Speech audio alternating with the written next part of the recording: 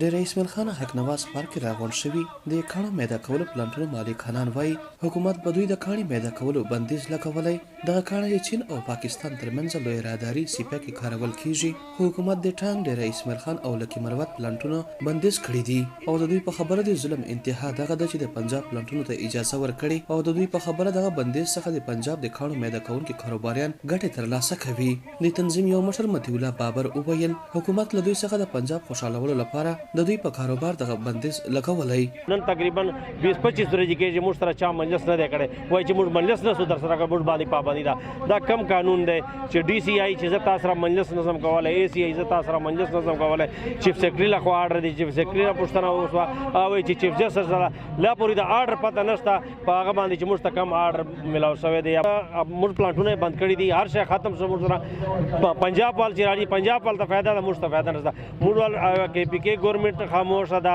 چیف سیکرټري خو آرډر لاګو کړی ده کې پی کې ګورنمنت په دې باندې هیڅ اثر نه کوي دوی ویل تیر 15 ورځې راځي کاني نه دی میده کړي چې لوجه کاروبار ته سخت زیان اړېدلی دغه کاني بلابل ترقیاتي پروژو سړکونو او د کورونو جوړولو کې کارول کیږي یو ګورنمنت کنټراکټر حکیم الله اویل د بندیز له عمله دغه روانې چارې په ټپه ودرېدلې دي دوی احتجاج وکړ د سره ترقیاتي کارونه مکمل ولاړ دي ټوټل جام شول ځکه چې نه خاکه ملاویږي نه کرش ملاویږي نه شګه ملاویږي ټوټل سپلای دوی بند کړی ده دغه نه پس ټکداران هم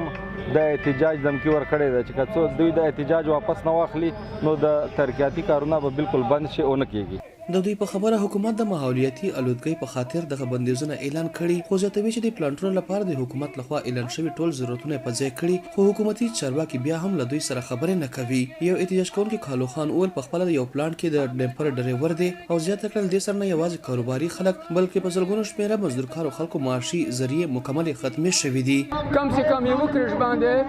350 مزدوران لګیاي ډرایوران مزدوران لنګریان بیلچوال هر نمونه